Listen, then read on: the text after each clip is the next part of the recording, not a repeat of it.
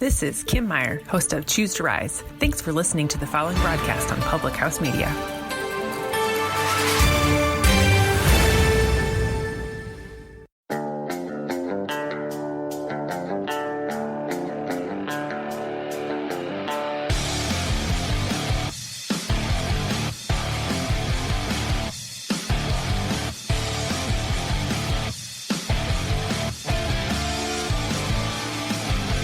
Welcome to Beauties and Headcanons, where we're nerdy, and you probably are too. I'm Elizabeth, and I'm here today with Lindsay to talk about maybe a little bit of an odd subject for this time of year, but we kind of wanted to go against the grain instead of talking about romance and love and relationships. We wanted to talk about humanity's fascination with something slightly more macabre, like vampires, who literally just love to suck the life out of you. So, before we go any further, though, Lindsay has a little something to share with Geek on Fleek.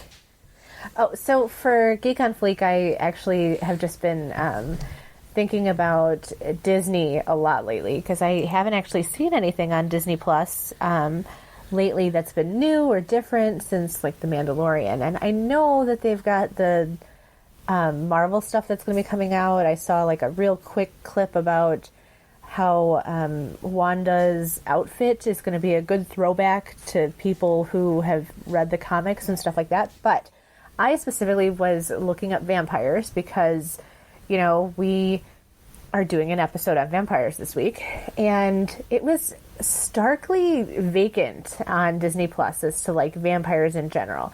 There is a movie that was called My Mom's Dating a Vampire, and that one, like, kind of skirts around the issue of what a vampire really is. But then there's also that little Vampirina girl that doesn't show up on Disney Plus. That's somewhere else. But the actual options for vampires on Disney Plus are very scant and vacant. And I thought it was interesting, if you actually Google vampires or Disney vampires, everything that shows up is a very, like, non-vampire thing. There's Hocus Pocus, which doesn't have any vampires in it, except, like, the dad who's dressed as a vampire. And there's a Mummy movie from when we were little, Under Wraps, and they actually, like, make the character a very relatable guy. Like, he ends up at a prom, and everybody's like, "Hey, nice costume, dude." And I mean, like, I vaguely remember the movie, but again, not a vampire. And it's really interesting to me that Disney sort of, like, takes these gruesome things and turn them into something that wasn't quite. Like, my daughter is still scared out of her mind of Halloween, Halloween decorations, like, the gory Halloween costumes. I dressed up as a zombie in a photo shoot last year, and she won't look at the pictures, and she knows it was just makeup. I had showed her the latex after I pulled it off my face, but she wanted nothing to do with it. And even, like, zombies, I feel like they're just sort of gray people walking around in the Disney shows that I've seen. So I thought it was interesting that I really couldn't, like, listen to or do anything this past week based solely completely on vampires. And that's really, like, all I have for Geek on Fleek. I wanted to, like, ask our listeners if they have any comments or suggestions as to, like, what to be looking at for things that are more macabre for Disney Plus, I guess, but there's nothing. I guess I'm sort of, like, in a macabre mood, which is really strange for this time of year to be doing. I actually, with our vampire episode, it's traditionally been that Emily and Elizabeth do the Valentine's Day episode, because I don't want to. I don't go with other people and fandoms, and it's just not my thing. So we were trying to decide what to do for this episode, and I was like, well, you know what would be really fun? How about we do people who suck the life out of you?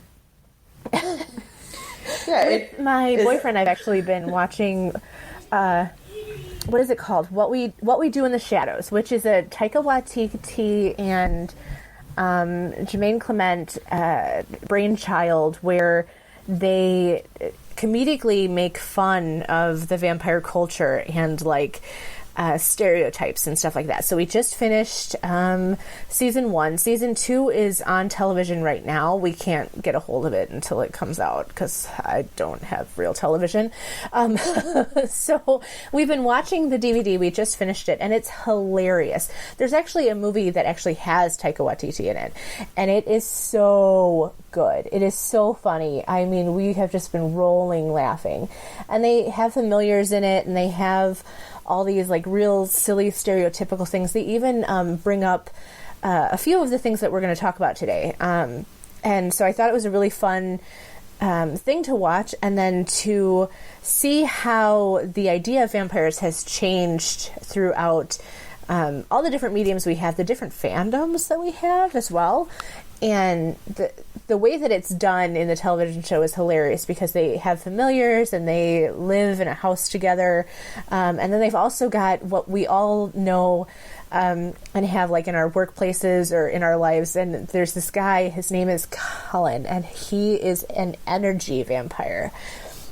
And in the show, he like actually like goes, he's working in an office and he goes up to his coworkers and he's like, he'll tell them about things that are going on in his life, and they're like the most mundane, horrible things, and these people are looking at him like, I can't believe this guy's still talking about this. And they like slowly lower their heads to their desks because he's draining the energy from them.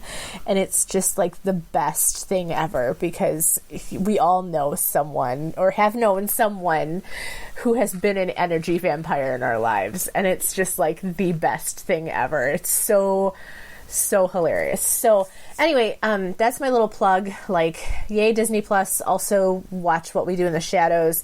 And then Elizabeth is going to educate me on all the other vampire stuff that I do and or don't know about.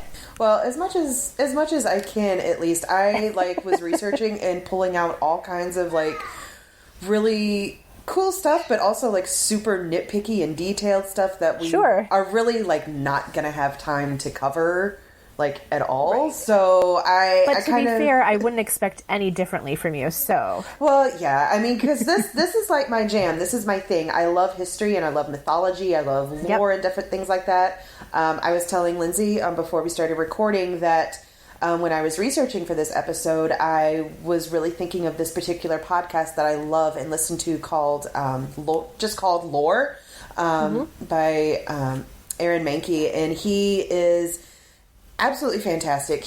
I started listening to it right around the time when he first started releasing episodes, like he had like 3, maybe 5 episodes out, and I started listening to the podcast. Sure. And the one that really, really stuck with me was the werewolf one. So, like, as I was, preparing for this episode, I kept his werewolf episode in the back of my mind, like, kind of looking for that kind of detail. And I came up with a lot more than I needed, but I did have a lot of fun. So, that is its own reward, I guess. Yes. So, I mean, I found it was really interesting. I mean, throughout the world, there are different kind of like archetypes of different, like urban legends, we would call them. And vampires, obviously, they have, their own kind of mythology surrounding them. And of course, different cultures are going to have different little things about them. But I mean, as far as like creatures that have vampire-like characteristics, they've been recorded as far back as ancient Greece. Creatures that are undead, who were basically walking corpses that drank the blood of the living and spread disease and plague and all of that kind of stuff.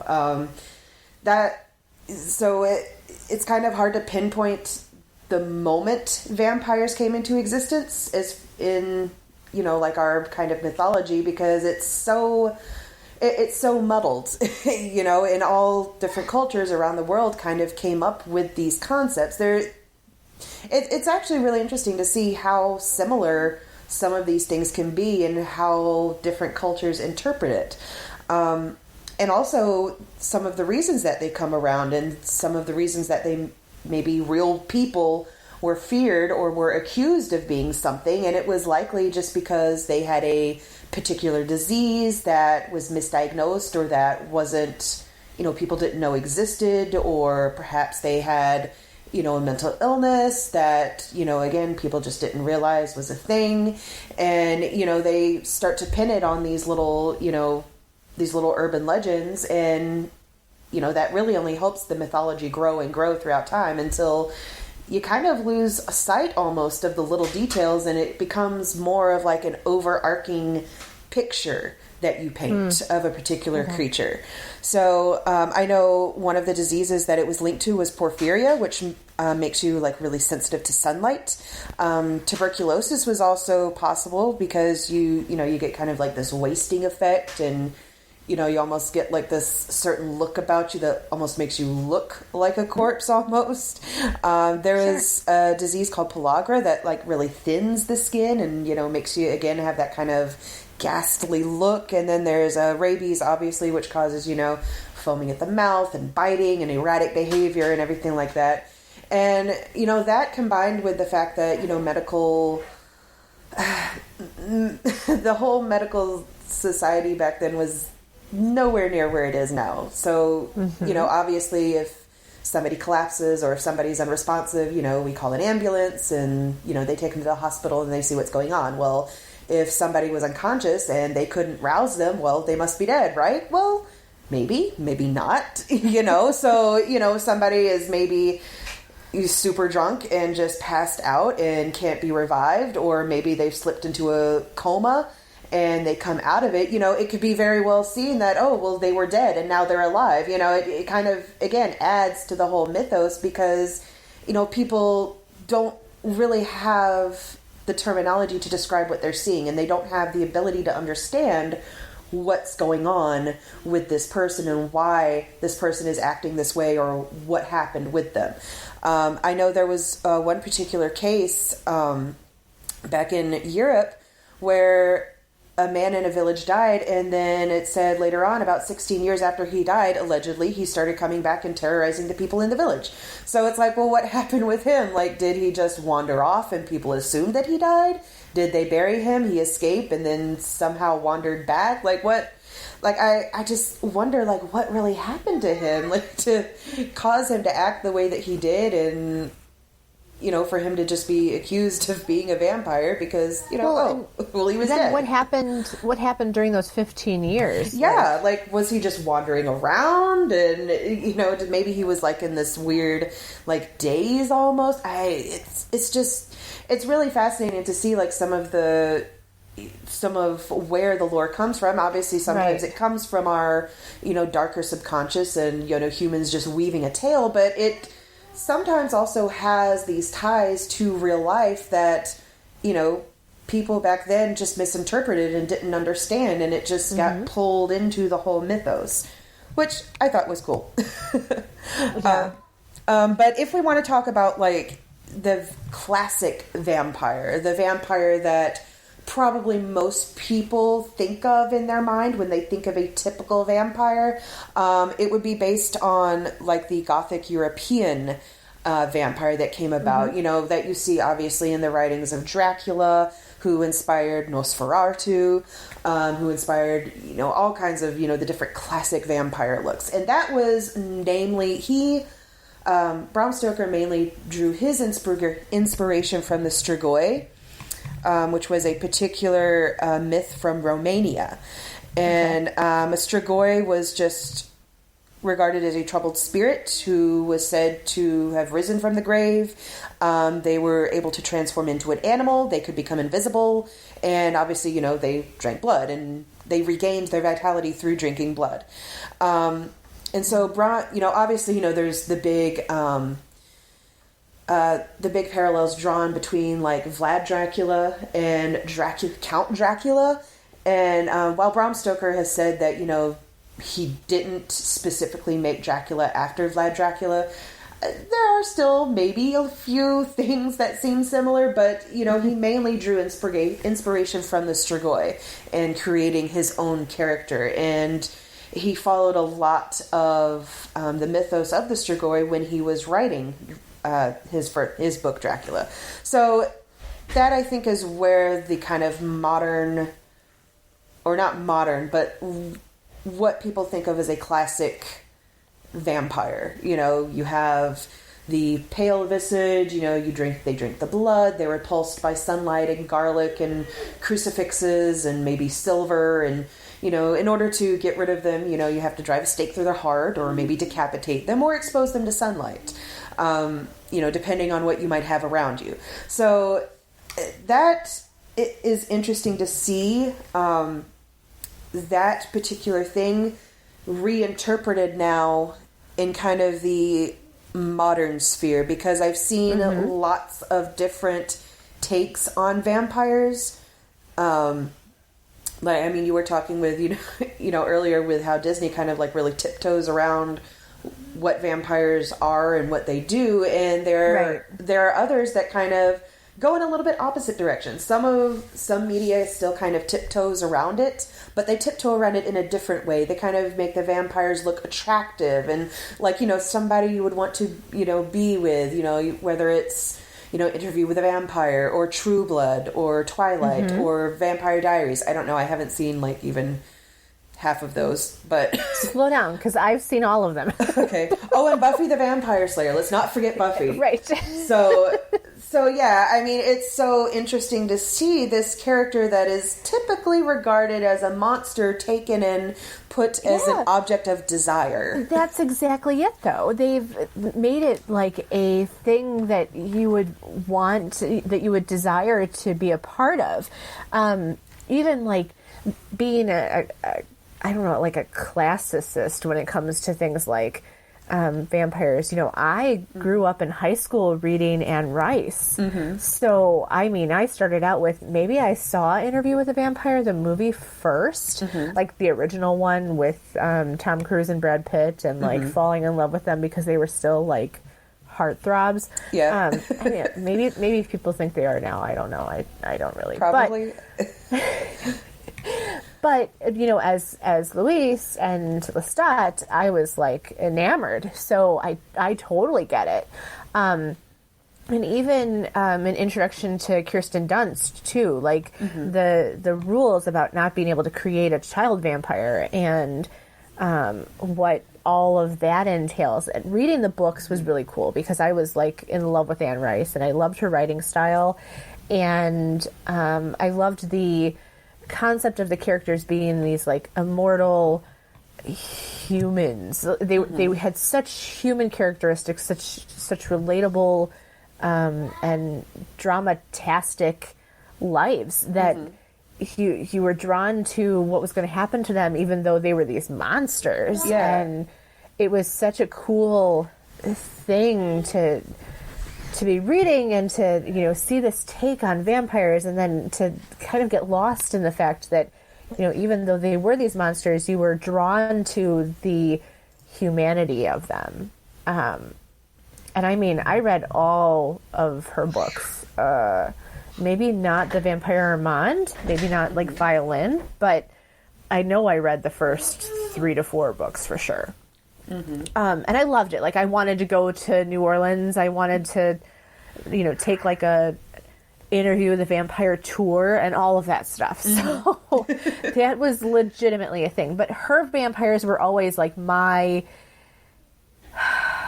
pedestal of where to hold them against. So when other things started to show up where, I don't know, what's the next like literary vampire that came out? It depends on you mean like in a movie? Well, I mean, it does depend. I mean, are you talking about a movie interpretation of one, or just literary in general? I don't know, because we could talk about Twilight, we could talk about Vampire Diaries, we could talk about Buffy the Vampire Slayer. I will admit I wasn't really into Buffy. What? Technically, we could really talk about Blade, because even though his comics were being published before, his movie didn't come out until 98. Sure. So I never watched Blade. I never read the comics. What's the concept there? Isn't he a vampire who hunts vampires? He's a half vampire who hunts vampires. If I remember correctly, I could be remembering incorrectly, but his mother was pregnant with him, and she was bitten, and she was rushed to the hospital, and she died, and they delivered him via C-section, but obviously, like, he had that vampire strain in him, and he has to take this injection or medicine so that he won't, so that he won't, lose himself, so that he'll retain his... Like go feral? Yeah, exactly. So, and then he hunts vampires who hurt people because, he does not like them. Obviously, they gives him a bad rap, so... Don't all vampires hate people? Or hurt people? Just about. I mean, there's obviously, like, some, like, conflict in there, and I don't want to get, like, too spoilery for people who somehow haven't seen the movie, so... Stumbled upon this and don't know what we're talking about. Yes. But yeah, there's, obviously a lot of different, like, factors going into, who he hunts and why. So... Sure. It gives an interesting dynamic because, he's a half vampire, and then he has a partner that he works with, and then there's other people that he interacts with, and it's a really interesting, like, self-contained world that the vampires have made for themselves. I would say it's almost something akin to what True Blood did with their whole, like, vampire society that's kind of super secret, Or, like, Underworld. I forgot it for like the barest second. But like Underworld, where they have like their own like kind of society separate from a human society, but hidden in secret. Mm-hmm. Well, and when I think about it, they had a secret society in Anne Rice's books as well, and technically, don't they always? I feel like even in Twilight, they had some kind of like code and societal thing, and big bads that you wanted to stay out of the way of or something. It's so interesting, like how some of the little things like kind of drift over from different sources, and you have to kind of wonder like where this came from. Obviously it's kind of a logical concept, like some immortal or monstrous beings want to keep themselves a secret because, the more of them that are exposed, the more of them can be exposed. Yes. And they don't want that attention. So they have to have some sort of rules set up in place. Mm-hmm. And for people who violate those rules, there has to be some sort of retribution for that. But it's also like a very interesting human thing to do though, as well. Like you are killed essentially and you become a blood-sucking monster. And then you don't want to be alone, and then you either make another blood-sucking monster to, keep you company, or you find more like you and hang out with them and hunt with them and all that other stuff. Like it's a very like human monster to be. For lack of a better way to say it, it's funny because I don't remember if you talked about Dark Shadows or not, where Barnabas Collins, he is like in love, and it's a very like human love. It's a very like pathetically human love, and I can't remember if I'm thinking about the actual television show or the Johnny Depp depiction. I've seen neither, so it's okay. Well, I do not pretend to be an expert in any way, shape, or form, but I do remember feeling like the movie, Johnny Depp's character was very, like, pathetically lovelorn, and he had a very, like, unhealthy relationship to aspire to have with this woman, and it was all very like strange and twisted, and there was the comical concept of it where he like didn't know what time he had woke up in, and he had all this disorientation of having been shuttered away by the townspeople and then escaping and not knowing anything about like modern times and how like crazy that was.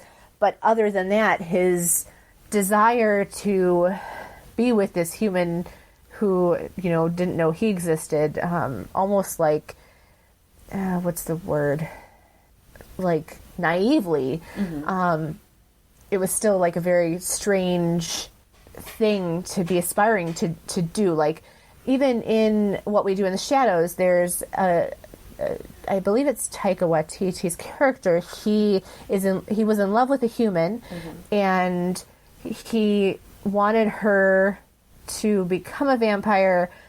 He missed his opportunity. I don't know if he got shipped to the other country or what happened, but he eventually goes back and finds her when she's like a 90-year-old woman, and he watches her through the window, and he still loves her. And it's like such a cool like thing to, you know, for a timeless character to love you through the ages like that. I don't know. It's like beautiful and tragic and lame, and you know, the romantic person in me wants a vampire to be in love with me through the ages. Like, it's just very, it messes with you. Like, it messes with your idea of timeless love. Like, we don't get that. It's not a thing. I'm sorry. We could talk about whether or not vampires are real. But assuming they are not, it's not a real thing to aspire to and or to have. And it really like says a lot about the human condition that we've created these characters that are so much like us and yet have the ability to rip apart lives and yet are so far removed from us in some aspects. Yes, exactly. And it kind of, I think, also channels, you know, some of our fears of dying, because, you know, well, you know, some vampires, they die before they become vampires. Some just become vampires, like being bitten or something like that. There are actually some myths where you can be born a vampire, which is very interesting. But, you know, they usually involve, you know, obviously a very long, extended life. And I just find it really interesting that, you know, a lot of our human condition is grappling with our limited existence. Like, I can't help but come back to Dragon Age, the beginning of Dragon Age 2, where when Flemeth says, "Without an end, there can be no peace." And I kind of just, you know, when I think of something like a vampire, you don't think of something like a romanticized version of a lot of what we see in, like, you know, the modern media. I think of and kind of prefer something like we would see in the graphic novel and movie 30 Days of Night, where the vampires they're not like completely feral. They have actually their own language. They can communicate and everything, but they are monsters. There's no doubt about that. They are very efficient hunters and killers. They completely isolated a town that was in northern Alaska that, you know, there was no sunlight for about 30 days. So obviously they had that whole time to hunt and eat and just get their fill until the sun came up again. And it's just so, I love that concept. I also, you know, love the movie for Ben Foster's role, because Ben Foster is just amazing. But that's the kind of thing that I think of when I think of a vampire. Really, when I think of about any monster, because it's, you know, it's always fun and nice to go around with these, you know, romanticized and idealized versions, like, oh, haha, oh, he's just, you know, he's a immortal lover who just, you know, occasionally drinks blood from a wine glass because, you know, he's oh so sophisticated. When, I mean, really, in reality, if we would think about and apply something like a vampire to real life, it would really be more something like the 30 Days of Night's vampires, where they just become hunters and killers who, you know, who are just going to try to hunt down and eat every human they can, because that's their instincts. That's what they're made for now, and nothing else really matters. That's something we have to go back to. We have to go back to Charlene Harris and the Sookie Stackhouse, True Blood. We have to talk about Twilight, and we have to talk about Vampire Diaries, because they're all sort of lumped together as this fantastical, you know, like high school / young adult fantasy. And more often than not, those characters, the vampire characters, are not as... They're not scary. They, for some reason, have chosen to blend into human society in some way, shape, or form. In True Blood, they actually have like bottled synthetic blood that vampires that don't want to, vampires that don't want to kill and drink human blood can purchase True Blood. And then there's also like people who offer themselves up as like feeding people. I'm sure there's a real term for it. Yeah, I can't read remember. all 13 books, and I've done a terrible job of like remembering anything. But Charlene Harris also like blended in all kinds of other cool stuff into those 13 books too. There was people who were able to change into different kinds of animals and werewolves and witches and voodoo and all kinds of craziness, whether you watch the television show, which I stopped watching once I kept on reading the books. And because I can't do both. I was going to start screwing up which Eric I liked and which one I didn't and all that other stuff. So, but, there was Eric Northman who did drink human blood and was a killer, and Sookie, spoiler alert, ended up really enjoying his company. Yeah. But there was like a dangerous, like an attraction to the danger there. And I can't remember Sookie's fate, what ends up happening to her, but all the fantastical stuff that's going around with her and with Eric and Bill and how pathetic Bill was at all times in general. Once you get to meet the other characters that are involved in the series, but it nonetheless it paints off that Sookie is this like innocent, beautiful blonde girl who's just obsessed with this vampire society she ends up getting sucked into. Yeah, and she's like naively lucky all the time. Yeah, most of the time. And somehow she doesn't get herself killed throughout the series, and you're like, how in the world? But at the same time, the vampires that she encounters are holding on to their humanity in some way, shape, or form, whether it be romantically or socially, financially, or in some way. Yeah. And what I thought was interesting, now I haven't finished the books yet. I have them somewhere. I don't know where. But I actually don't even think I have all of them. But I did watch most of this series except for the last season because I just had a feeling that it was not going to be good. And you know what? I read the wiki on it, and I am very glad that I did not waste my time on it because I would have been very angry at it. Yeah. But what I thought was really kind of almost insulting was that at the end of the series, Sookie ends up with this completely normal human.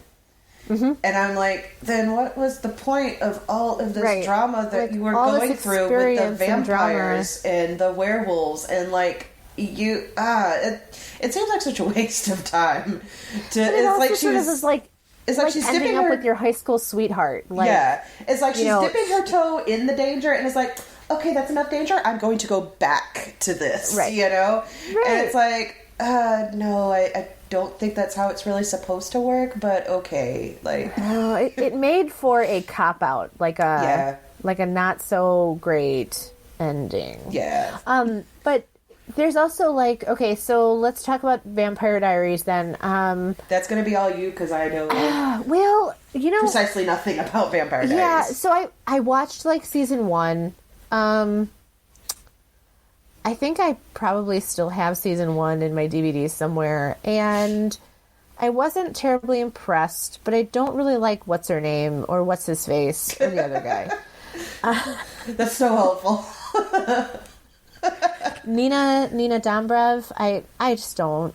I'm not. I didn't feel it. I know she was supposed to be this like beautiful, unattainable brunette, I guess, and then the brothers like are fighting over her, and one of them feels like she was the reincarnation of this girl that he, this other vampire that he lost track of, and he thinks she's dead. Maybe she's like trapped somewhere where all these other vampires are trapped. I don't know. You guys can. So it's another love triangle again. Yeah. So it's a love triangle. It's how like, original. It's exactly like a love triangle, and it's the same thing. You know, holding on to humanity. A human who's obsessed with the vampires, and the men are, you know, like classically gorgeous looking, late teen men. You know, beautiful to look at. Perhaps emotionally unavailable. And I know it went on for a long time on television, and I always get worried with shows like that where they are needing to throw in a bunch of different crazy time storylines in order to keep an audience interested. And I have no doubt that is also what probably happened with this show. I did not see the end of it, but the premise is the same: holding on to humanity while still being a fantastical monster creature. Now, we do have to talk about Twilight, but not too much. I don't know how many of the movies I saw. I am pretty sure I read all the books. For me, it's been like forever ago. And I kind of read them more out of like a morbid curiosity. Yep. Like, kind of like wanting to be disgusted with it. And still, I don't know how I felt about it, except vampires don't twinkle. They just don't. They don't get into the sunlight. They don't twinkle. I'm sorry. They don't sparkle. They don't glisten. I will fight anyone to the death about what vampires do in the sunlight. They don't twinkle. Yes. But yeah, I can't. I just can't. They burst into flames or they die. End story. I don't know if they turn into a pile of ash. I don't know if they disappear. I don't know if they cease to be, but they don't sparkle.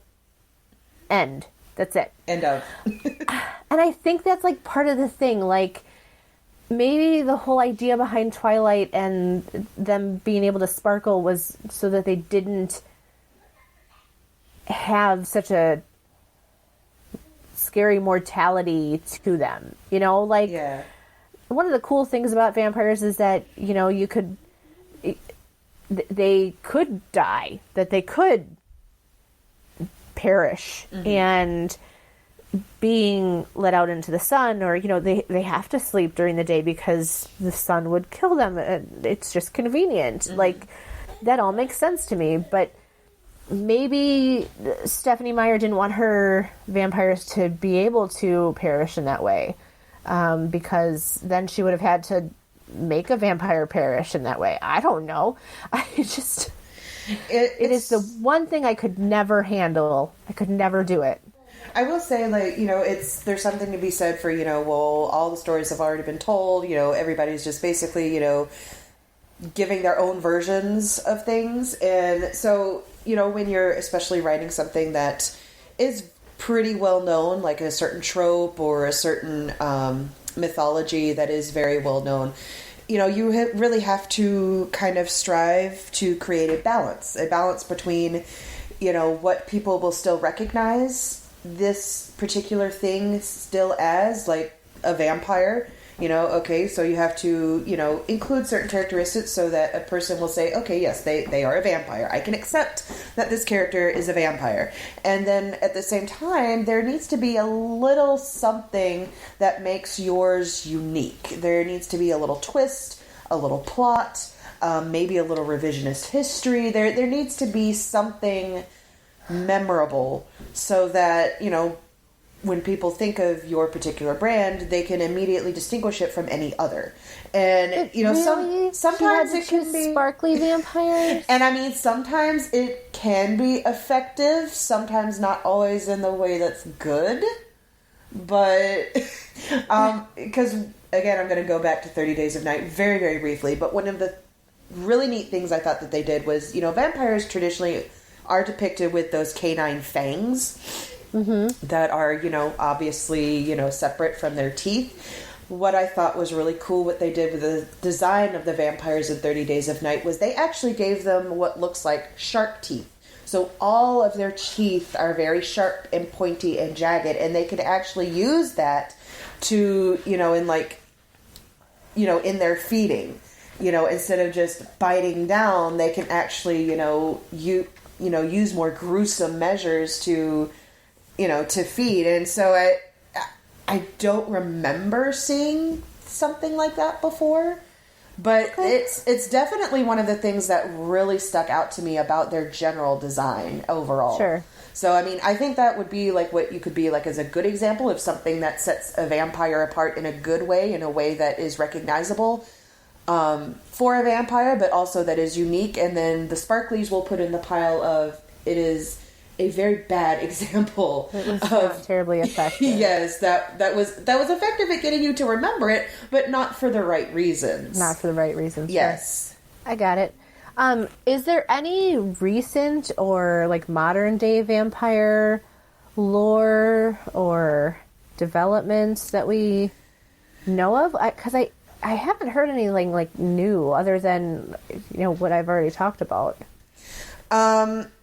I mean, aside from like media and stuff like that, if we're talking about real life, there was actually an interesting case back in 2004 in Romania, where a guy was presumed to be a vampire even though he was dead, because I think one of his family members said that they saw him allegedly, and so some other people, imbibed some alcohol, which of course always helps with the good decision making. And, they ended up, doing the traditional thing that you usually do with vampires. You dig up the corpse and, you do the stake through the heart and, all that, traditional things that's supposed to prevent a vampire from keeping up their vampire thing.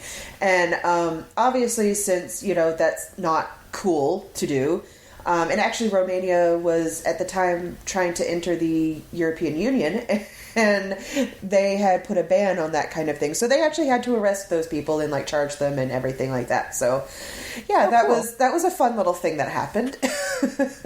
Right. Fortunately, like nobody actually got hurt. I mean, the guy was already legitimately dead. So, that is a good thing, I guess. What do you have for Gaming Corner today? Gaming Corner. Okay, so I have... I've been thinking about, with all the things about vampires and monsters and, looking at things from different perspectives. I was kind of contemplating different magics from Dragon Age, because in Dragon Age, magic is normally seen as kind of a dangerous thing, even by proponents and, people who are pro-mage. They still, admit, and I still admit that, magic can be very dangerous, especially in the hands of somebody who is, who doesn't have the best intentions at heart. Right. But there are certain magics that are really frowned upon to the point of, the mage being executed over them, or otherwise receiving severe, harsh punishment for it. But I've been wondering lately if that particular thing is warranted. The particular magic I'm talking about is blood magic, and blood magic is usually seen as something bad. It's seen as, something like either as a cheap way to get what you want, or something that's going to lead you down a path that, basically like once you start, you can't stop, and you're going to have to do more and more and more and more. And you may start it with good intentions, but, it's just going to consume you. But I found it very interesting was that, when most people think of blood mages, or really as mages being corrupt in general, they'll think of Tevinter, which I've always seen Tevinter's issue is not that mages are in control or that mages are free, but more of that corruption has always been in Tevinter, and that's its issue. And that no matter who would be ruling Tevinter, there would still be that corruption. It just happens to be mages who, a lot of them probably practice blood magic. So taking that perspective into mind, that the view that we get of blood magic is obviously heavily biased, I kind of wanted to in my kind of lore inklings, I wanted to kind of see if blood magic really held up as something completely forbidden, as that, something that nothing good ever came from, that nothing good could ever come from. And, when you take the chantry out of the equation, the, people who are obviously denouncing blood magic, and you take away that bias, I think, and you also, take into account that Tevinter's problem is really more of corruption and not just blood magic, I think it really leaves it a lot more open to interpretation. And the reason I think this is because after I played the Trespasser DLC for Dragon Age Inquisition, we get to meet the Avar people. And the Avar are very unique people who are a bit tribalistic, but they're still very sophisticated in their dealings, and their mages are free. They aren't under any kind of control, and what they do to train their mages is something that the chantry would immediately frown upon, and that is that they actually allow the mage to be possessed by a willing spirit so that the spirit can teach them magic in its most natural form. And the chantry will normally say, "Oh, you're possessed, oh, abomination, we have to kill you." But really, the Avar are completely at peace with it. The spirit is at peace with it. And when the mage is completely trained, they actually have a ritual to dispel the spirit so that the spirit can leave peacefully. And, they also have contingencies in place for if, the spirit won't leave or if there's issues or anything like that. But it seems like that's not much of an issue. And the same type of magic is practiced a lot in Ravain, which again, mages are completely free. And anytime we want to talk about mage freedom, I really like to point to Ravain more than to Venter because I think that's a lot more realistic. But, considering that type of magic that the chantry denounces as, not legitimate is perfectly fine and practiced very well and with, results that are not bad.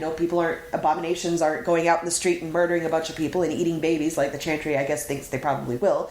It kind of makes you think, well, if the chantry's wrong about that, could the chantry be wrong about blood magic? And I was looking at some of the examples of blood mages, and obviously some of them are very bad people, but I don't believe all of them are. It's more, I think, of a state of mind and a strength of willpower that a certain mage has. Obviously if a mage doesn't have very strong willpower, whether they submit to blood magic or not, I don't think it would really matter. They would still have issues. But with blood magic, I think it's more that you just have to have a really strong willpower. You have to approach it from a very more of a natural standpoint instead of, kind of a in secret hush hush kind of thing. Like if something is forbidden and you make it seem like that forbidden thing is possibly the last resort to help you,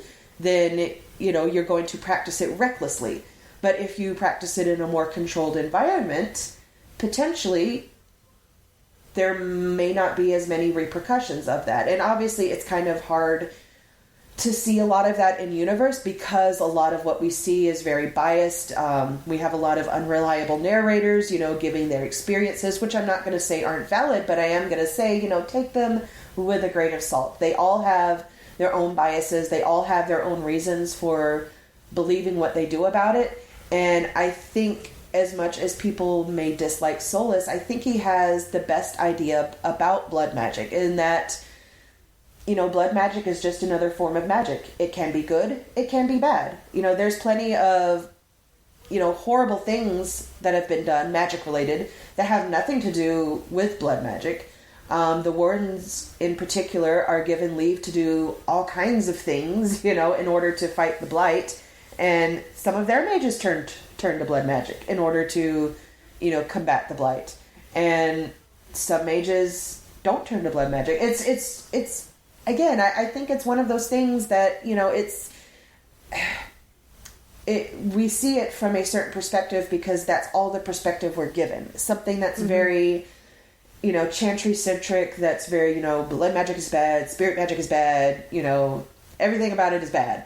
But when you remove that certain bias, there's the potential where, it might not be. Maybe it is just the mage that wields it, which I think is something that I think I've said all along. It's not, the mages who are bad. It's not mages who are inherently dangerous. It's the specific mages that, who were maybe abused at the hands of the Chantry and the Templars. And then, the mages who are fighting against that, oh, well, yeah, maybe some of them aren't so good, but lots of them are good. And it's not something I think that you can really make a sweeping declaration of without considering all other options, which, obviously is kind of difficult to do in the universe as it currently stands. But that's just my two cents.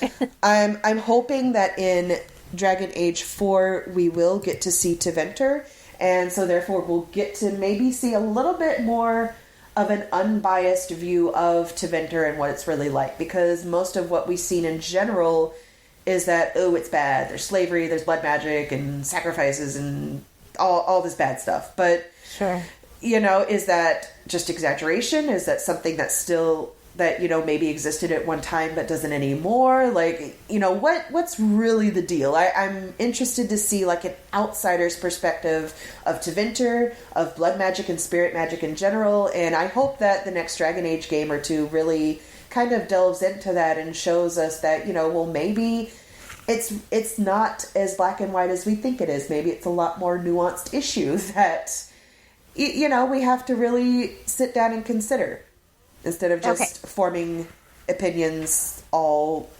suddenly like willy-nilly. Yes, exactly. All right, so before we go, yes. We need to talk about that Netflix show with Henry Cavill, everyone's favorite Superman. Oh, yes, The Witcher. The Witcher. Because you said you found a connection between vampires and that. So tell me about it. Yes, I actually found a really interesting little connection. It was one of those like little lists about like how different little creatures had their different references in mythology. And one of them in particular was connected to the Strigoi, which I was talking about earlier. Mm-hmm. But it's a particular monster known as the Striga, which is kind of a combination of two different monsters, but one of them is a Strigoi. And in a Striga it says a woman transformed by a curse as a monster. It's a hateful creature that seeks to kill and devour any human it encounters. It hunts during the full moon. It has great strength, and it can only be cured by being prevented from returning to its lair by, it says, the third crow of the rooster. So I guess if you waylay a Striga long enough, then it just turns back into the woman, which is kind of cool, I guess.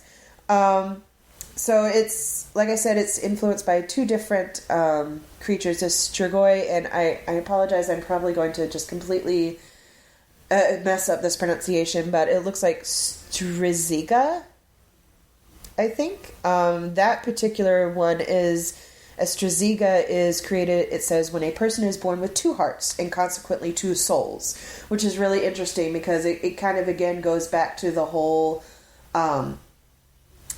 maybe birth defects and diseases that people didn't really understand, and they just attributed them to these supernatural things instead of, realizing that, oh, it's just this or it's just that, Or they're a Gallifreyan. Potentially. Okay.